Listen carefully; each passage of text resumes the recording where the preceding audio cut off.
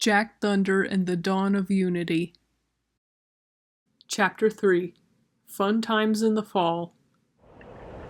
Stephanie gripped the edge of the cloud. Was this storm gremlin sure they were safe? For that matter, how could they even breathe? The last time Stephanie had been this high in the air, she'd heard instructions on how to put on an oxygen mask. She didn't want to look down. One wrong move, and she would plunge hundreds of miles into the sea below. Suddenly, Jack Thunder stood up, bringing his staff out in front of him. Thrusting it into the air, he chanted, "Powers of rain and summer storm, I beseech you, split the skies open and draw down a bridge of colors. Cast it from here to the nursery rhyme district."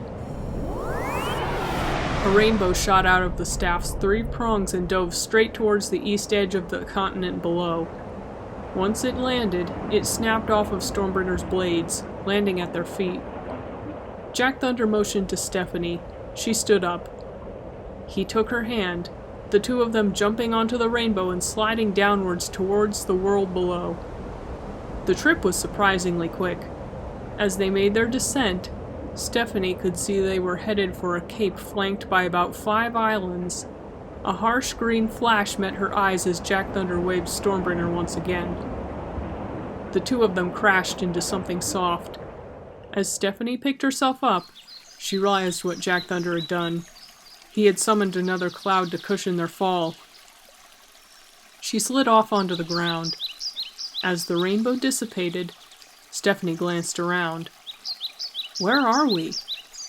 "This," Jack Thunder answered, "is the nursery rhyme district." The nursery rhyme district.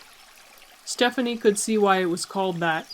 The land could have been pulled straight out of a book of fairy tales. Everywhere she turned, she saw rustic barns and farmhouses resting under ancient trees. Oak, apple, hawthorn. Stephanie wondered what didn't grow here. The colors of autumn painted the woods a vivid shade, fallen leaves painting the ground in hues of scarlet and gold. A few came to rest in a stream, floating like boats through the gently trickling waters.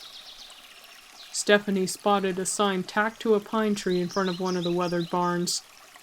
It was painted black and in the shape of an arrow pointed to the left. Covered in orange, purple, and green string lights, it read, "Dark Carnival, this way," in white letters.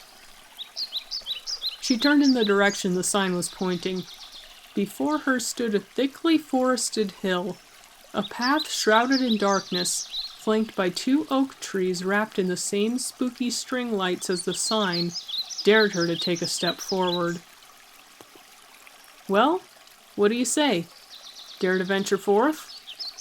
Like any good adventurer, Stephanie took that brave step into the shadowed forest.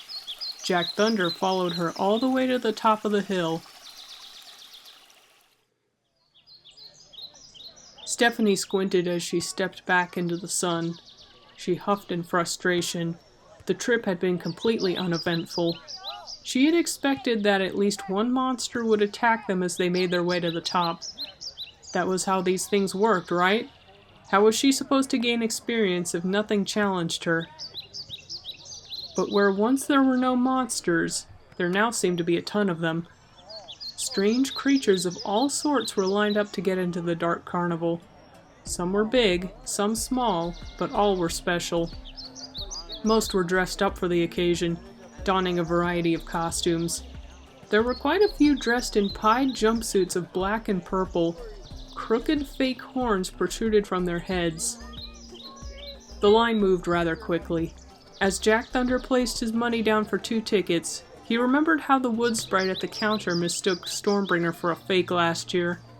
Surely, once she'd seen him and his friends conduct the greatest show in Alterus, she'd realized it wasn't.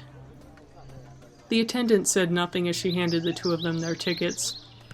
Jack Thunder and Stephanie made their way into the carnival grounds. Stephanie had never seen a place like this before. Everything in the carnival was made out of wood, but not wooden planks.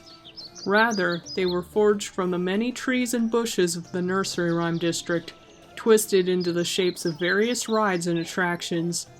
Warped trunks made the tracks, twisted roots the scaffold, even glowing mushrooms stood in for colorful lights. A soft magenta glow surrounded them, barely visible in the daylight. Jack Thunder beckoned Stephanie to follow him.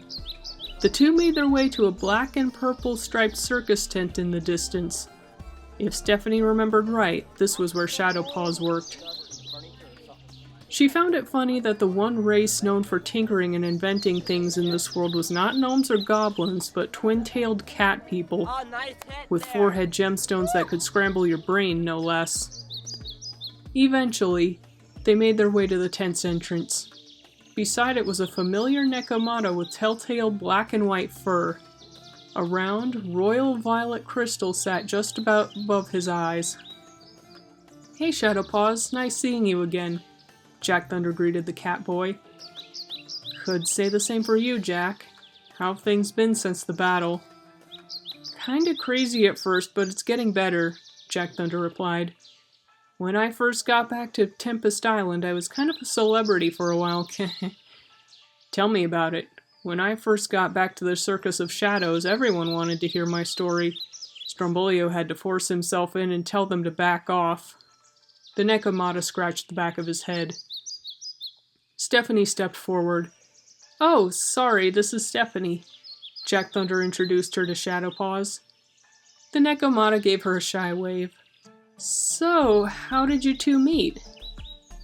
"I got sucked through my computer and I ended up here. That's how we met." Stephanie answered for the Storm Gremlin. "By the way, you wouldn't happen to know where I can get some XP, do you?"